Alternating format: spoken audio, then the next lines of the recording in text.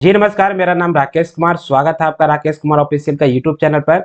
अगर आप railway exam का तैयारी कर रहे हैं तो यह क्लास का सीरीज आपके लिए अत्यंत उपयोगी होने वाला है, क्योंकि रेलवे में जितने भी जीके पूछे जाते हैं वह डिटेल जीके पूछे जाते हैं और उसके लिए जो आपको थ्योरी पढ़ना बहुत ही जरूरी है।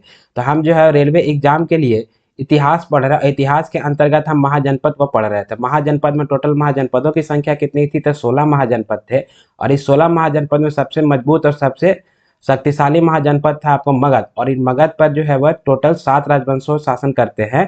उसमें हर्यक वंश, शिशुनाग वंश, नंद वंश और मौर्य वंश जो है हम लोग पढ़ रहे थे। मौर्य वंश जो हम लोग देखा था कि मौर्य वंश जो है, मौर्य वंश का जो है वह संस्थापक कौन होता है? तो मौर्य वंश का संस्थापक जो है कौन होता है? चंद्रगुप्त मौर्य।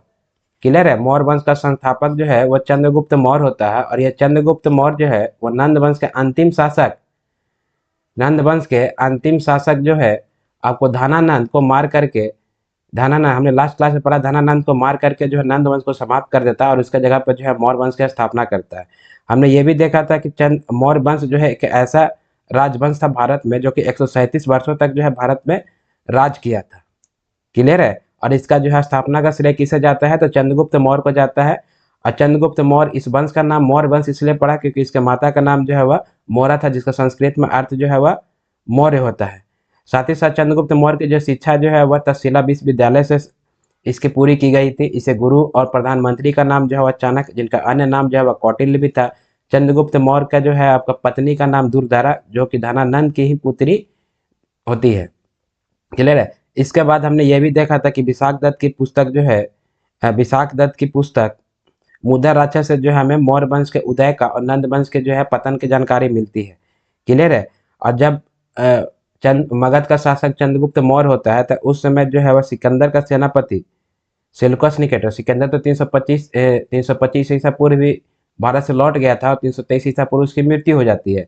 तो इसका सेल्यूकस निकेटर जब भारत का भूभाग वाला क्षेत्र यानी कि ईरान और आपका कम्बोज वाला क्षेत्र पे जो अधिकार करके रहता है, वहां पे सेल्यूकस निकेटर, तो सेल्यूकस निकेटर जो है वो 305 ईसा पूर्व जो है एक बार फिर भारत पर आक्रमण करता है। लेकिन इस आक्रमण में जो है चंद्रगुप्त मौर्य क्या होता है? जीत जाता है और सेल्यूकस निकेटर जो है वह हार जाता है।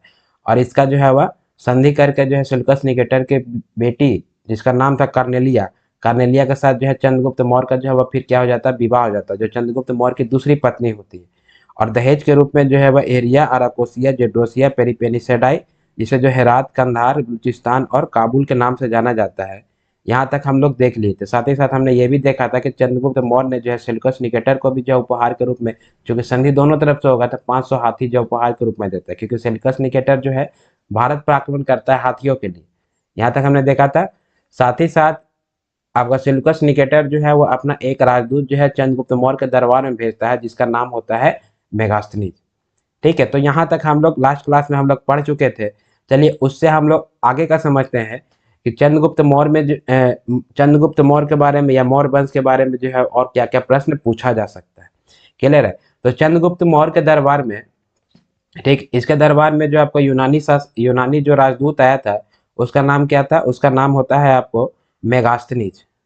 ठीक, और ये मेगास्थनीज को कौन भेजता है? तो ये मेगास्थनीज को जो है, ठीक है, ये मेगास्थनीज को आपको सेल्यूकस निकेटर भेजता है। और मेगास्थनीज को ये भी कहता है कि हम तो अपनी बेटी का विवाह कर दिए चंद्रगुप्त मौर्य के साथ और दहेज में भी इतना भूमि दे दिए, तो एक काम करो कि अगर मेरी बेटी को जो है किसी प्रकार से कोई प्रताड़ित करेगा या परेशान करेगा तो उसकी जानकारी हमें देना। साथ ही साथ जो है आपको यूनान के साथ जो है आपको व्यापार संबंध बनाने के लिए भी जो है वह सेल्यूकस निकेटर अपना एक राजदूत क्या करता है? चंद्रगुप्त मौर्य के दरबार में भेजता है। क्लियर है? यहाँ तक हम लोग जो है वो पढ़ लिए थे। अच्छा, अब इस चंद मेगास्थनीज जो है, जो चंद्रगुप्त मौर्य के दरबार में रहेगा, यह मेगास्थनीज जो है एक पुस्तक लिखता है। ठीक है? यह मेगास्थनीज जो है एक पुस्तक लिखता है, जिस पुस्तक का नाम होता है इंडिका। पुस्तक का नाम क्या होगा? पुस्तक का नाम जो है वह इंडिका है। और इस इंडिका पुस्तक से भी क्या होती है? हमको मौर्य वंश की जो है जानकारी प्राप्त होती है। इसके पहले भी हम देखे थे कि विशाख दत्त की पुस्तक मुद्रा राक्षस, ठीक है, कौन सा पुस्तक था? मुद्रा राक्षस। मुद्रा राक्षस से हमें मौर्य वंश की जो है जानकारी मिल रही थी। ठीक है, इसे किसने लिखा था? इसे लिखा था आपको विशाख दत्त ने लिखा था। कौन लिखेगा इसे? विशाख दत्त। तो विशाख दत्त की पुस्तक मुद्रा राक्षस से जो है मौर्य वंश के उदय का और नंद वंश के जो है पतन की जानकारी हमें मिलती है। साथ ही साथ आपका सेल्यूकस निकेटर का जो राजदूत होगा मेगासनीद, मेगासनीद एक पुस्तक लिखेगा जिसका नाम होगा इंडिका, और इस इंडिका से जो है हमें मौर्य वंश की जानकारी प्राप्त होती है। क्लियर है। अच्छा, मौर्य वंश का जो है राजधानी कहाँ था, पाटलिपुत्रा। तो मेगासनीद जो है वो पाटलिपुत्रा का जो है वो पोलीब्रोथा कहते थे। इसे क्या कहते थे, पोलीब्रोथा। तो यह प्रश्न आ सकता है कि मेगासनीद के द्वारा जो है पाटलिपुत्रा को किस नाम से जाना जाता था, तो पोलीब्रोथा के नाम से जाना जाता था। और इसकी पुस्तक में जो है पाटलिपुत्रा को किस शब्द से जो है संबोधित किया गया है, तो पोलीब्रोथा शब्द से संबोधित किया गया है। किसे किया गया है, तो इसकी राजधानी यानी पाटलिपुत्रा को। क्लियर है, ये भी इंपॉर्टेंट है और इसे भी आप ध्यान में रखिएगा। तो मेगासनीद की पुस्तक जो इंडिका है, इंडिका से जो है मौर्य वंश की जानकारी हमें ये मिलती है कि उस समय जो है इसका यानी ये इंडिका पुस्तक में ही जो है ये क्या है, ये एक प्रकार की पुस्तक है। इंडिका जो है वह पुस्तक है। क्लियर है, जिसे किसने लिखा, मेगासनीद से। तो इंडिका पुस्तक में कहता है कि इस समय समाज यानी कि मौर्य वंश का जो समाज होगा वह समाज कितने वर्गों में बटा होगा, तो समाज जो है वह, इनका कहना था कि समाज जो है वह 7 वर्गों में बटा हुआ था। कौन कौन वर्ग में, 7 वर्ग कौन कौन थे, तो पहला वर्ग था वह कहलाया दार्शनिक। ठीक है, पहला वर्ग क्या कहलाया, यह कहलाया आपको दार्शनिक कहलाता है। दार्शनिक का अर्थ होता है आपका विद्वान, यानी कि पुरोहित पंडित जितने होंगे, ठीक है, उनका एक वर्ग अलग था समाज में। दूसरा वर्ग जो था वह कहलाया अहीर। ठीक है, क्या कहलाया, अहीर। तीसरा वर्ग जो है वह कहलाया आपको सैनिक। ठीक है, तीसरा वर्ग क्या कहलाया, सैनिक कहलाया। चौथा वर्ग इसी प्रकार से जो है किसान कहलाया। और सबसे अधिक संख्या किसकी थी, किसानों की ही संख्या जो है वह सबसे अधिक थी। और पांचवा वर्ग जो था समाज का वह कहलाता था निरक्षक। ठीक है, निरक्षक जो है वह निरीक्षण का काम करते हैं और किसान जो है वह खेती बाड़ी करते हैं। क्लियर है। और छठा जो वर्ग था वह कहलाया कारीगर, यानी कि मजदूर टाइप का लोग, कारीगर। क्लियर है। और सातवां वर्ग का लोग जो है यह कहलाया सभासद। ठीक है, सभासद जो है वो क्या करेंगे, सभा वगैरह करेंगे। ठीक है ना, पढ़े लिखे वर्ग के लोग हैं। तो इस प्रकार से जो है मौर्य वंश में जो है वह टोटल समाज, जो उस समय की समाज थे, वह समाज जो है वह कितने वर्गों में बटी थी, तो 7 वर्गों में बटी थी। और इसकी जानकारी हमें मेगासनीद की पुस्तक इंडिका से मिलती है, जिसमें 7 वर्ग कौन कौन थे, तो पहला था आपका दार्शनिक, दूसरा था अहीर, तीसरा था सैनिक, चौथा था किसान, पांचवा था निरीक्षक, छठा था कारीगर और सातवां था सभासद। सभासद। तो आपको प्रश्न पूछा जा सकता है कि मेगासनीद की पुस्तक इंडिका के द्वारा जो है आपको मौर्य वंश के समाज कितने वर्गों में बटा हुआ था, तो पहला प्रश्न हो गया 7। या तो आपको इन 7 में से जो है वो 4 ऑप्शन में दे देगा और लिख देगा ऑल ऑफ दी, या 3 देगा और एक लिखेगा कि इसमें से कौन नहीं है आपका समाज का वर्ग। तो वो प्रश्न भी आपको पूछ सकता है। क्लियर है। और इसी पुस्तक में लिखा था कि सबसे ज्यादा संख्या किसकी थी, तो सबसे ज्यादा संख्या जो है वो आपको किसानों की सबसे ज्यादा संख्या थी। ठीक है, सबसे ज्यादा संख्या किसकी थी, तो किसानों की जो है सबसे ज्यादा संख्या थी। और इसी इंडेक्स का पुस्तिका में लिखा गया है कि जो भारत के लोग हैं उन्हें जो है लिखने में रुचि नहीं है। ये किसके द्वारा कहा गया है, मेगासनीद के द्वारा जो है वह कहा गया, जो कि सेल्यूकस निकेटर का राजदूत होता है। क्लियर है, सेल्यूकस निकेटर का क्या होता है, राजदूत होता है। तो इसमें लिखा गया है कि आपको भारतीयों को जो है वह पढ़ने की रुचि है, पढ़ने में रुचि है, लेकिन लिखने में जो है रुचि नहीं है। अभी भी आप देखेंगे कि भारतीय जो होंगे, ठीक है, भारतीय जो होंगे उन्हें जो है वो लिखने में रुचि नहीं होती है। भारतीयों को लिखने में, तो यह आज का बात नहीं है, ठीक है, यह इतिहास में पहले से चला आ रहा है। क्लियर है, लिखने में रुचि नहीं होती है। किसके द्वारा कहा गया है, तो मेगासनीज के द्वारा कहा गया है।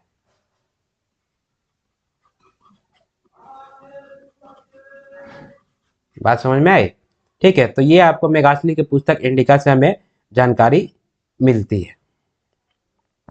अभी हम समझते हैं कि जैसे देखिए इसमें आपको एग्जाम में मैक्सिमम पूछा जाता है कि हमने इसके पहले भी आपको बताया था कि मौर्य वंश की जो भी जानकारियां हैं वह उसकी जानकारी के कई स्रोत हैं। जैसे पुरातात्विक स्रोत है, विदेशी यात्रा के विवरण, जो विदेश से यात्री यहाँ यात्रा करने आए उन्होंने जो है वो पुस्तक लिखे हैं, उनसे जो भी हमें मौर्य वंश की जानकारी मिलती है। साथ ही साथ साहित्यिक स्रोत, मतलब जो लिखित स्रोत है, उनसे भी हमें मौर्य वंश की जानकारियां प्राप्त होती है।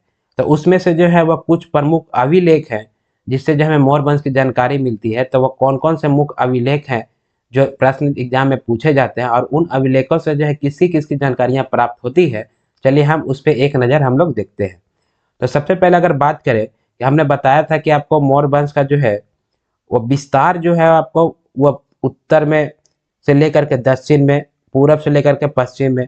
और हमने ये भी बताया था कि इसकी जो पूरा विस्तार है मौर्य वंश का, ठीक है, मौर्य वंश का जो विस्तार है उत्तर में जम्मू कश्मीर से लेकर के दक्षिण में कर्नाटक के मैसूर तक था, और उत्तर पश्चिम में ईरान यानी फारस से लेकर के जो है पूरब में बंगाल तक था।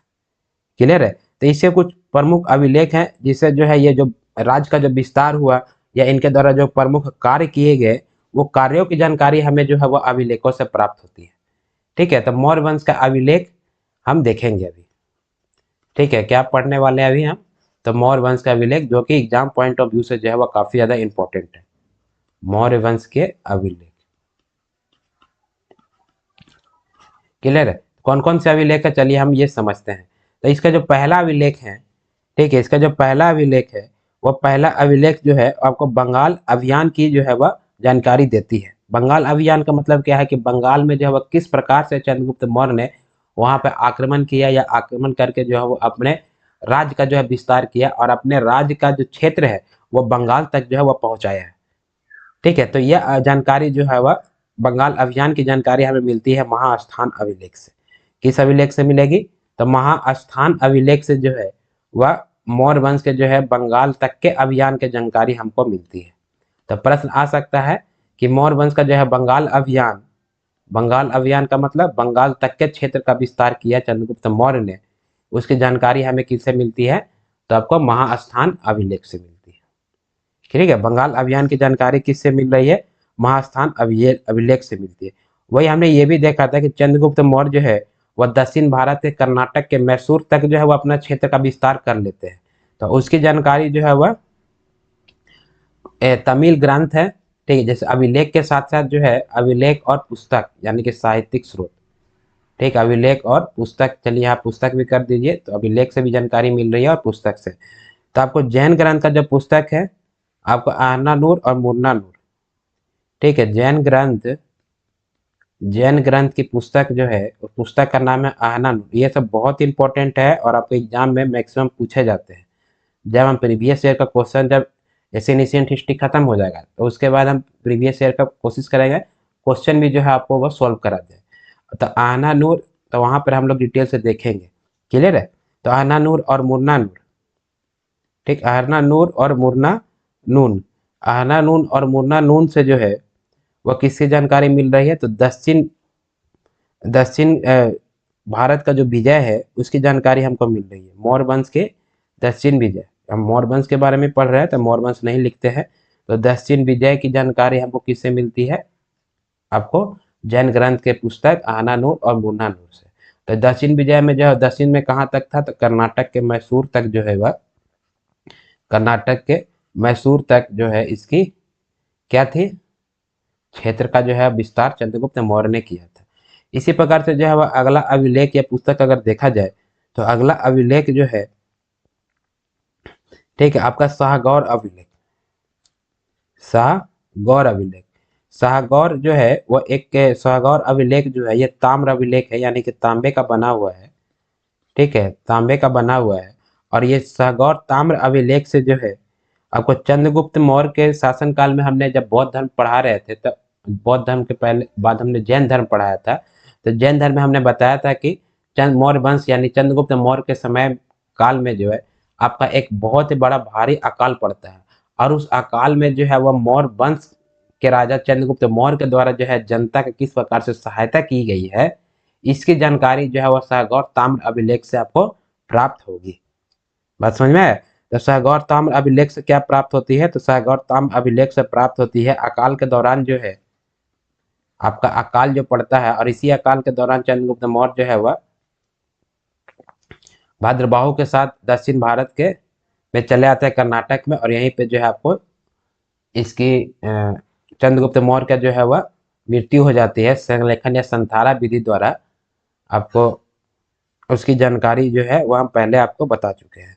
तो शाहगौर ताम्र अभिलेख से जो है किसकी जानकारी प्राप्त होती है? तो इससे जो है वह अकाल के दौरान जो चंद्रगुप्त मौर्य के द्वारा जो आपको ये किया जाता है, सहायता की जाती है, उसकी जानकारी हमको मिलती है आपको शाहगौर ताम्र, यानी अकाल के दौरान जो है वह राहत कार्यों की जानकारी। ठीक है, राहत कार्यों की जानकारी हमें किससे प्राप्त हो रही है? दशांग और ताम्र अभिलेख, ये सारे अभिलेख जो है मौर्य वंश की जानकारी हमें देती है। क्लियर है, मौर्य वंश की जानकारी देती है। और इसी समय जो है चंद्रगुप्त मौर्य का जो है जैन धर्म की शिक्षा जो है वो किसके द्वारा लिया था, ये सब तो हमने आपको बता ही दिया है कि मौर्य वंश का जो आपको, चलिए यहाँ पर एक हम थोड़ा सा पॉइंट आउट कर देते हैं ताकि आप लोग का रिवीजन भी हो जाए कि ये हमारे जो चंद्रगुप्त मौर्य थे, मौर्य वंश के संस्थापक बोलिए ये बहुत महान राजा जो है वह कहा जाता है। भारतीय इतिहास का प्रथम महान सम्राट किसे कहा जाता है, चंद्रगुप्त मौर्य को ही कहा जाता है। तो आपको चंद्रगुप्त मौर्य जो होंगे, ठीक है, चंद्रगुप्त मौर्य जो है इनके जैन धर्म की शिक्षा किससे प्राप्त हुई थी, जो कि जैन धर्म अपनाए थे। तो जैन धर्म की शिक्षा जो है वह प्राप्त हुई थी आपको इन्हें ये भद्रबाहु के नेतृत्व में किया गया था। और हम जब जैन धर्म पढ़ा रहे थे तो वहाँ पर हमने बताया था कि भद्रबाहु और स्थूलबाहु जैन धर्म दो भागों में विभक्त हो जाता है। और भद्रबाहु के नेतृत्व में जो जैन धर्म होता है उसे कहा जाता है दिगंबर, और स्थूलबाहु के नेतृत्व में जो जैन धर्म होता है उसे कहा जाता है श्वेतांबर। तो चंद्रगुप्त मौर्य के जो है जैन धर्म की जो शिक्षा है वो भद्रबाहु के नेतृत्व में आपको मिली थी। साथ ही साथ भद्रबाहु के साथ जो है इसी अकाल के दौरान जो है चंद्रगुप्त मौर्य जो है कर्नाटक के श्रवण बेलागोला में चले जाते हैं। ठीक है, राहत कार्यों के लिए कर्नाटक के कहाँ, श्रवण बेलागोला। क्लियर है, कहाँ, श्रवण बेलागोला। और इसी श्रवण बेलागोला में जो है इनकी क्या हो जाएगी, मृत्यु हो जाएगी।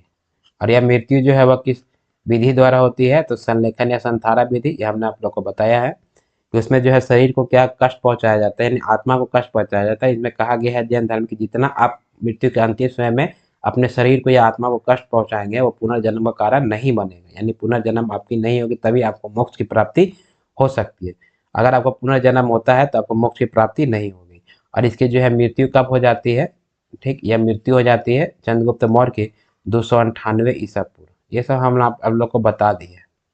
ठीक है, ये किस विधि द्वारा होता है, संलेखन विधि। संलेखन विधि क्या होता है, आपको शरीर को कष्ट देना ही जो है वह संलेखन या तो संधारा विधि कहलाता है। और इसी विधि द्वारा चंद्रगुप्त मौर्य जो है वह क्या करते हैं, अपने प्राणों के त्याग या इनकी मृत्यु हो जाती है। बात क्लियर है। तो यहाँ तक हमने जो है आपको पहले ही बता दिया था। तो सागौर ताम्र अभिलेख से जो है अकाल के दौरान राहत कार्यों की जानकारी हमें प्राप्त हो रही है। रुद्रदामन के जो है जूनागढ़ अभिलेख जो है, ठीक है, जूनागढ़ अभिलेख से जो है गुजरात से जानकारी मिलती है। ये आपका रुद्रदामन का जूनागढ़ अभिलेख। चलिए, जूनागढ़ अभिलेख जो है वह किसके द्वारा बनाया गया है, तो जूनागढ़ अभिलेख जो है यह बनाया गया आपको रुद्रदामन के द्वारा। ठीक है, यह भी पूछ सकता है आपको, रुद्रदामन के द्वारा। और ये रुद्रदामन के द्वारा जो जूनागढ़ अभिलेख से है यह आपको गुजरात में है। चलिए, ये आपको कहाँ है, ये आपको गुजरात में है। और इसी जूनागढ़ अभिलेख से जो है, ठीक, इसी जूनागढ़ अभिलेख से जो है आपको गुजरात के सौराष्ट्र में जो है सुदर्शन झील का निर्माण किया गया था। ठीक, गुजरात के कहाँ, सौराष्ट्र में, सौराष्ट्र में, सौराष्ट्र में जो है, सौराष्ट्र जो है वो जगह का नाम है जहाँ जो अभी वर्तमान में देखेंगे तो बहुत ही ज़्यादा बाढ़ आया हुआ है। तो गुजरात के सौराष्ट्र में जो है सुदर्शन झील का निर्माण जो है वह आपको चंद्रगुप्त मौर्य के द्वारा कराया गया था। सुदर्शन झील का निर्माण, it is very very important, ये बहुत एग्जाम में आता है सुदर्शन झील के बारे में। तो सुदर्शन झील का निर्माण जो है वो किसके द्वारा कराया गया था, तो आपको चंद्रगुप्त मौर्य के द्वारा। तो चंद्रगुप्त मौर्य थोड़े ना वहां जाएंगे, ठीक है, तो उनका एक राज्यपाल होता है जिसका नाम होता है आपको पुष्यगुप्त। ठीक है, राज्यपाल पुष्यगुप्त के द्वारा जो है ये आपको सुदर्शन झील जो है वो बनवाया गया था। और यह सरकारी खर्च पे बनवाया गया था। यानी कि रुद्रदामन के जूनागढ़ अभिलेख गुजरात से जानकारी मिलती है कि चंद्रगुप्त मौर्य के राज्यपाल पुष्यगुप्त ने जो है सरकारी खर्च से गुजरात के सौराष्ट्र में जो है सुदर्शन झील का निर्माण करवाते हैं। क्लियर है। और इससे यह भी जानकारी प्राप्त होती है कि जैसे गुजरात कहाँ है, गुजरात जो है आपको भारत के जो है पश्चिमी क्षेत्र का एरिया है। तो इससे यह भी पता चलता है कि आपको चंद्रगुप्त मौर्य का जो है पश्चिम में गुजरात तक जो है आपको राज्य का विस्तार था। और उत्तर पश्चिम में तो ईरान, फारस जो आप देख रहे हैं, आप अफगानिस्तान और पाकिस्तान जो है वह चंद्रगुप्त मौर्य का जो है मिली दहेज में बसाया हुआ जो है वह देश है। क्लियर है। तो इस प्रकार से जो है जूनागढ़ अभिलेख से भी जो हमें पश्चिम विस्तार का जो है वो जानकारी हमें मिल रही है। अच्छा, इसका जो है मौर्य वंश की जो है सबसे बेटर जो जानकारी मिलती है वह आपको इनके जो प्रधानमंत्री बोलिए या इनके गुरु बोलिए चाणक्य, ठीक है, ये हमने आपको पहले बताया। चाणक्य जो है एक पुस्तक लिखते हैं जिस पुस्तक का नाम होता है अर्थशास्त्र। इस पुस्तक का नाम क्या है? अर्थशास्त्र। और ये अर्थशास्त्र जो है, इससे आपको मौर्य वंश के जो है आपको राजनीतिक और प्रशासनिक पुस्तक है। और इससे जितनी उनकी मतलब टोटल राज्य की जो गतिविधियां हैं उसकी जानकारी हमें प्राप्त होती है आपको चाणक्य की पुस्तक आपको अर्थशास्त्र है। बात समझ में है? चाणक्य पुस्तक अर्थशास्त्र से जो है आपको ये जानकारी मिलती है। चाणक्य पुस्तक से अर्थशास्त्र जो है मौर्य वंश की सबसे अधिक जानकारी मिलती है। और यह अर्थशास्त्र पुस्तक जो है वह कोई इकोनॉमिक्स का पुस्तक नहीं है। ठीक है, यह एक पुस्तक जो है ये आपको राजनीतिक और प्रशासनिक पुस्तक है। कैसी पुस्तक है? तो राजनीतिक पुस्तक है। राजनैतिक पुस्तक, ऐसा नहीं समझिएगा कि अर्थशास्त्र लिखा हुआ है तो आपको यह पुस्तक जो है आपको ये इकोनॉमिक्स का पुस्तक। तो राजनीतिक और अर्थशास्त्र, क्लियर है? अर्थशास्त्र का पुस्तक नहीं, राजनीतिक और प्रशासनिक, मतलब किस प्रकार से जो है उसका प्रशासन होगा, यानी मौर्य वंश का प्रशासन था, उसकी सारी जानकारी है। मतलब राजनीतिक गतिविधियों की जानकारी प्राप्त हो रही, साथ ही साथ प्रशासनिक गतिविधियों की जानकारी जो है वह चंद्रगुप्त की पुस्तक जो है अर्थशास्त्र आपको मिलती है। और सबसे अधिक जानकारी जो है इसी पुस्तक अर्थशास्त्र में मिलती है। और ये अर्थशास्त्र जो है वह टोटल 15 अधिकरण में बटा हुआ था। कितने अधिकरण में? 15 अधिकरण। अभी आपको अधिकरण समझ में नहीं आ रहा? अधिकरण का अर्थ होता है लेसन। जैसे आप कोई भी पुस्तक में देखते हैं ना कि अलग अलग लेसन होते हैं, यानी खंड बोल सकते हैं या भाग बोल सकते हैं। तो चाणक्य पुस्तक जो अर्थशास्त्र जो थी वह टोटल 15 अधिकरण में थी, यानी कि 15 लेसन में थे। और इस पुस्तक में जो है बताया गया है कि राजा जो है वह कैसे होना चाहिए, और राजा को जो है वह साथ ही साथ राजस्व राजस्व सिद्धांत का जो है पालन करना चाहिए। किस सिद्धांत का? तो राजस्व सिद्धांत का पालन करना चाहिए। और इसमें किसमें कहा गया है आपको? चाणक्य की पुस्तक, ये वेरी वेरी इंपॉर्टेंट है। बात समझ में है? तो इसमें और कहा गया है कि एक मजबूत राजा को जो है सप्रांग सिद्धांत का जो है पालन करना चाहिए। क्लियर है? तो हमने अभी तक ये देखा कि आपका चंद्रगुप्त मौर्य जो है, या चंद्रगुप्त मौर्य के बारे में या मौर्य वंश के बारे में हमें किन किन स्रोतों के द्वारा इसकी जानकारी प्राप्त होती है। जिसमें हमने देखा कि कुछ अभिलेख है या कुछ पुस्तक है, जिसमें जो है सबसे महत्वपूर्ण पुस्तक कौन सी है? तो सबसे महत्वपूर्ण पुस्तक जो आपको चाणक्य की पुस्तक अर्थशास्त्र है। ठीक है, चाणक्य पुस्तक अर्थशास्त्र है, जिससे जो है मौर्य वंश की राजनीतिक गतिविधियां साथ ही साथ प्रशासनिक गतिविधियों की जानकारी हमें प्राप्त हो रही है। और यह पुस्तक जो है इसमें यह भी बताया गया कि एक राजा को जो है राजत्व सिद्धांत का पालन करना चाहिए, यानी कि राजा जो है किस प्रकार से होना चाहिए, राज्य को किस प्रकार से रखना चाहिए, ये डिटेल जानकारी आपको अर्थशास्त्र पुस्तक में जो है लिखी हुई है। क्लियर? और ये आपको टोटल कितने अधिकरण में बटा हुआ था? तो ये 15 अधिकरण में बटा हुआ था। इसके अलावे जो हमने देखा था कि जैसे महास्थान अभिलेख से जो है बंगाल अभियान की जानकारी मिली है, मतलब इसकी जो राज्य का विस्तार था वह बंगाल तक था, यानी पूर्वी बंगाल में। फिर कह रहा है कि आपको जैन धर्म के आना नूर और मुन्ना नूर से जो हमको वह दक्षिण विजय यानी कर्नाटक के मैसूर तक इसकी राज्य का विस्तार था, उसकी जानकारी प्राप्त हो रही है। फिर अकाल के दौरान राहत कार्यों की जानकारी हमें आपका सागौर ताम्र अभिलेख से प्राप्त हो रही है। और चंद्रगुप्त मौर्य के द्वारा जो है गुजरात के सौराष्ट्र में जो है सुदर्शन झील का निर्माण कराया जाता है। और इस सुदर्शन झील का निर्माण जो है वह इसके राज्यपाल यानी चंद्रगुप्त मौर्य के राज्यपाल पुष्यगुप्त के द्वारा की जाती है। उसकी जानकारी हमें आपको जूनागढ़ अभिलेख से मिलती है। और इस जूनागढ़ अभिलेख को बनवाया था किसने? तो इसे बनाया गया आपको रुद्र दामन के द्वारा। इसके अलावा जो है वह चाणक्य पुस्तक अर्थशास्त्र से हमें जानकारी मिल ही रही है। यहाँ तक आपको समझने में किसी प्रकार का दिक्कत नहीं है? अच्छा, आगे चलते हैं। अच्छा, इसमें जो है एक और पुस्तक छूट गया है। ठीक है, कि जैसे आपने अभी तक देखा था कि महाजनपद काल में जितने भी राजा है, वो राजा जो है या तो उसके पुत्र जो है वह किसी प्रकार से अपने पिता की हत्या करके खुद राजा बन जा रहा है, या उसका सेनापति जो है वह राजा की हत्या करके वह राज्य का जो है वह राजा खुद बन जा रहा है। लेकिन मौर्य वंश के जो चंद्रगुप्त मौर्य जो राजा हो गए, वह अपने पुत्र, इसके पुत्र थे, उनका नाम था आपको बिंदुसार। क्लियर है? क्या नाम रहेगा? उनका नाम रहेगा बिंदुसार। तो ये अपने पुत्र जो है बिंदुसार को गद्दी स्वयं जो है अपने इच्छा से सौंप देते हैं। और उनकी जानकारी आपको प्राप्त होती है जैन ग्रंथ की रजावली में। ठीक है, जैन ग्रंथ है रजावली। जैन ग्रंथ का नाम क्या है? जैन ग्रंथ का नाम जो है वो रजावली है। और इस रजावली से जो आपको जानकारी प्राप्त होती है कि चंद्रगुप्त जो है वह बिंदुसार को क्या करते हैं? राज के गद्दी सौंप देंगे। इसमें कोई लड़ाई झगड़ा नहीं होगा। अपने बेटे बिंदुसार को, पेन लैग कर रहा है। बिंदुसार, बिंदुसार कौन होगा? आपको चंद्रगुप्त मौर्य का जो है आपको पुत्र होगा। तो जैन ग्रंथ की पुस्तक रजावली से जो आपको जानकारी प्राप्त हो रही है कि चंद्रगुप्त अपने पुत्र बिंदुसार को जो अपने इच्छा से जो है राज सौंप देते हैं और वहां के राजा जो है वह घोषित कर देते हैं। क्लियर, यहाँ तक समझ में आया? अभी जो अर्थशास्त्र की पुस्तक जो है आपको, चाणक्य की पुस्तक जो अर्थशास्त्र है, इसमें यह भी लिखा गया है कि शरीर के अंगों के समान जो है राज्य के भी 7 अंग होते हैं। ठीक है, जिस प्रकार से आपके शरीर का जो है वह मतलब 7 मुख्य इंपॉर्टेंट अंग है, उसी प्रकार से राज्य के भी जो है वो 7 अंग होने चाहिए। ये आपको चाणक्य की पुस्तक अर्थशास्त्र में लिखी हुई है। तो चलिए उसको भी हम समझते हैं कि जो है वह किस प्रकार से जो है 7 अंग हैं, आपको चाणक्य की पुस्तक अर्थशास्त्र में लिखा गया है। तो 7 अंग किस प्रकार से होंगे? ठीक है, तो इसमें सबसे पहले कहा गया है कि आपको राजा जो होना चाहिए, राजा, वह राज्य का क्या होता है? राज्य का स्वामी होगा, यानी हेड ऑफ हेड होगा आपको राजा।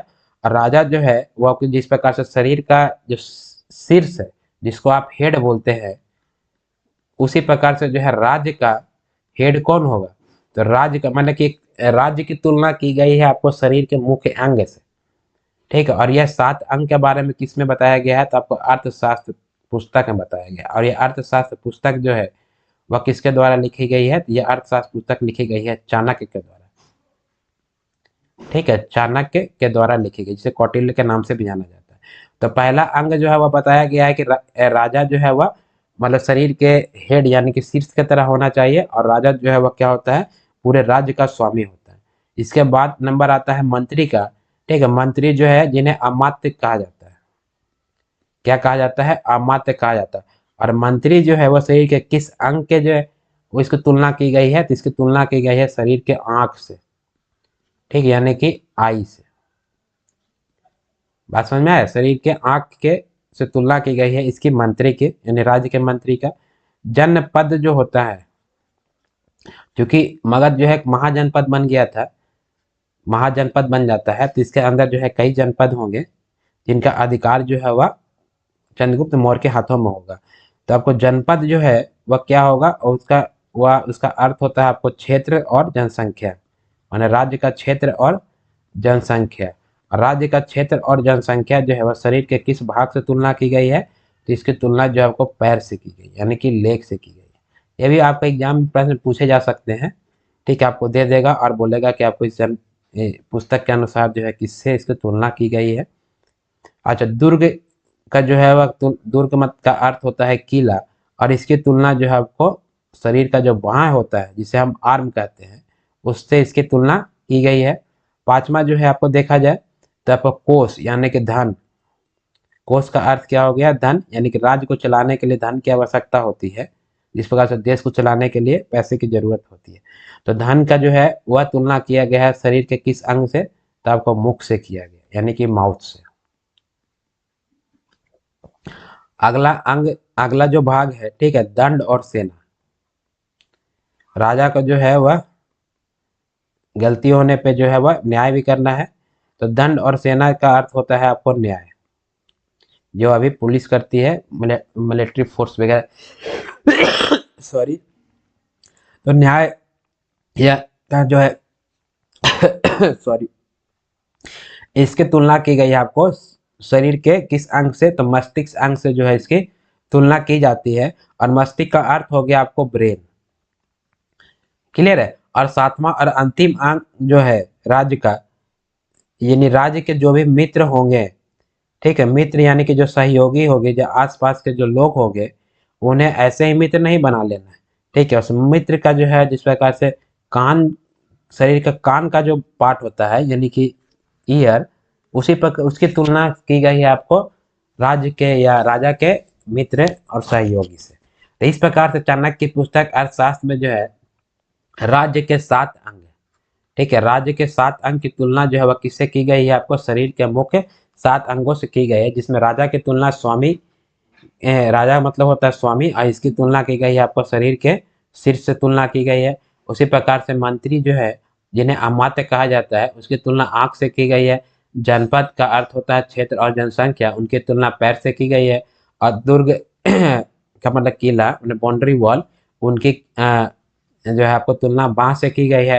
आपका कोष यानी धन की तुलना जो है आपको मुख से की गई है। दंड सेना यानी कि न्याय की तुलना मस्तिष्क से की गई है। और मित्र माने सहयोगी की तुलना जो है आपको शरीर के कौन से अंग से, तो कान से तुलना जो है आपको किया गया है।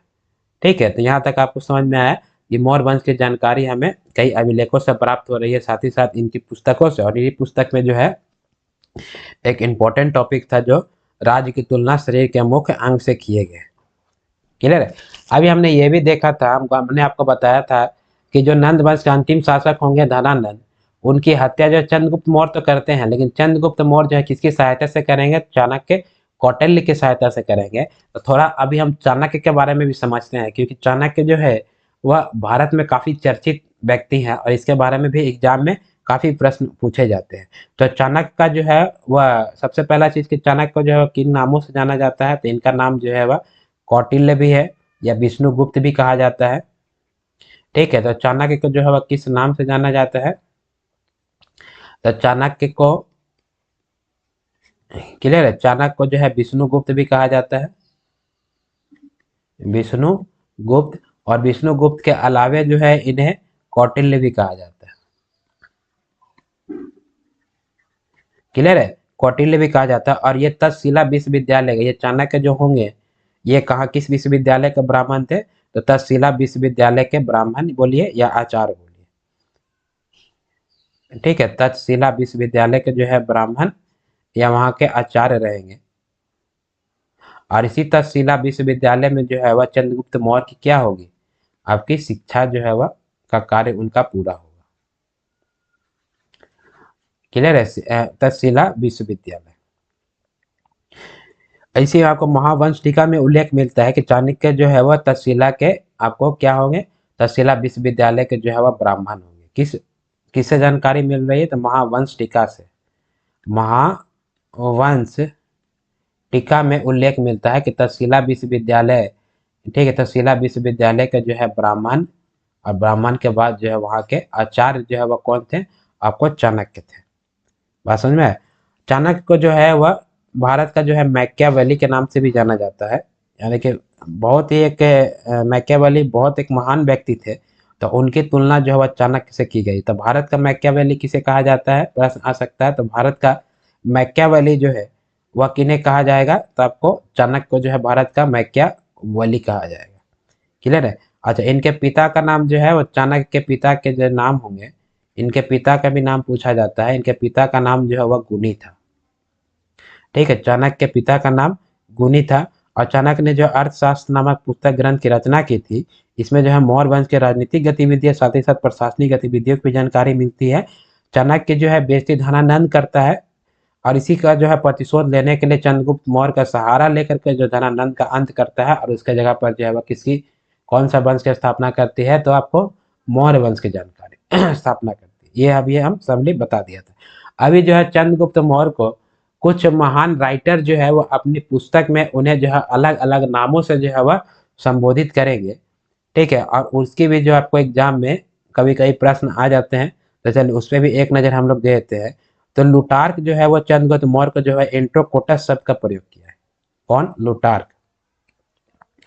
लुटार्क जो राइटर है, विदेशी राइटर है, वह चंद्रगुप्त मौर्य को जो है किस नाम से संबोधित किए गए हैं इनके द्वारा पुस्तकों में या कहीं पे भी?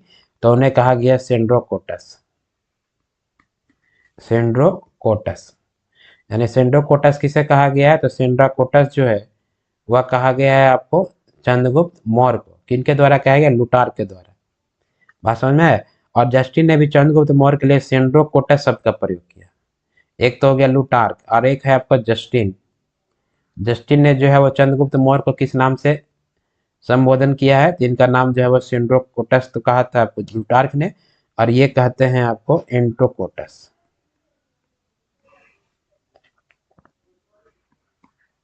क्लियर है? किस नाम से? तो एंट्रोकोटस नाम से जो है वह जिस प्रकार से लुटार्क ने चंद्रगुप्त मौर्य को सेंड्रोकोटस कहा है, उसी प्रकार जस्टिन ने जो है चंद्रगुप्त मौर्य को एंट्रोकोटस कहा है। क्लियर है? यहाँ तक क्लियर है?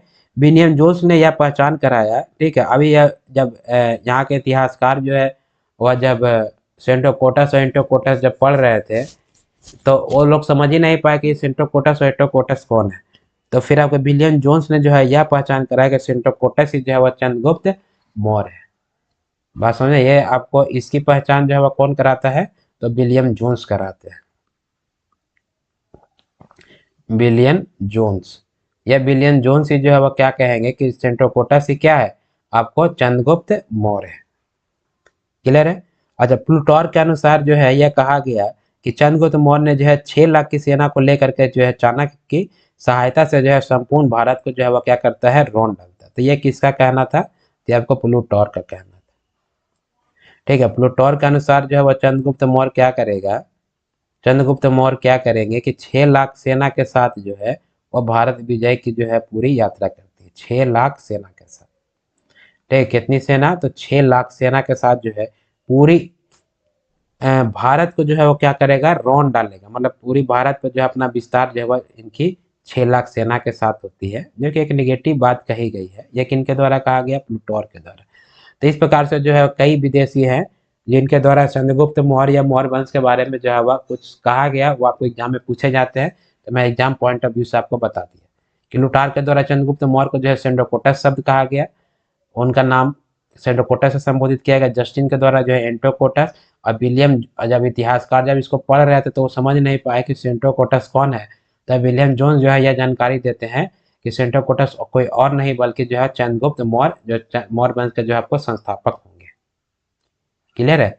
तो यहाँ तक जो है हमने आपको देखा कि जो है मौर्य वंश की जानकारी, आज एक क्लास में हमने पढ़ा कि मौर्य वंश की जानकारी आपको महास्थान अभिलेख से, आपको बंगाल अभियान की जानकारी प्राप्त हो रही है। फिर जैन ग्रंथ कहनानूर और मोहनानूर से दक्षिण भारत के विजय की चर्चा जानकारी मिल रही है। अकाल के दौरान राहत कार्यों की जानकारी आपको सागौर और ताम्र अभिलेख से प्राप्त होती है।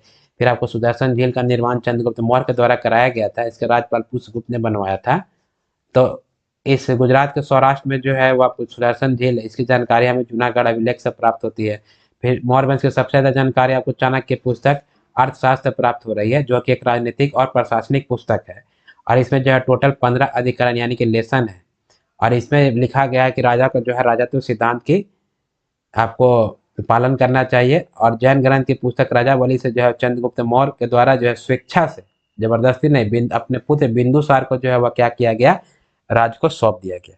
और इसके बाद चंद्रगुप्त मौर्य के बाद हम आपका मौर्य वंश का जो अगला शासक होगा वो बिंदुसार, जिसका बारे में हम अगले क्लास में पढ़ेंगे। क्लियर है। उसके बाद अब आएगा महान सम्राट अशोक के बारे में। और अशोक के बारे में जो है बहुत सारे राहत कार्य किए गए हैं, अच्छे अच्छे काम के बारे में किए गए हैं, जिसकी जानकारी हम थोड़ा लंबा चलेगा ये मौर्य वंश। तो राज्य जो है अर्थशास्त्र की पुस्तक राज्य में बताया गया कि राज्य का जो है कितने अंग होते हैं, 7 अंग, जिस प्रकार शरीर के मुख्य 7 अंग होते हैं।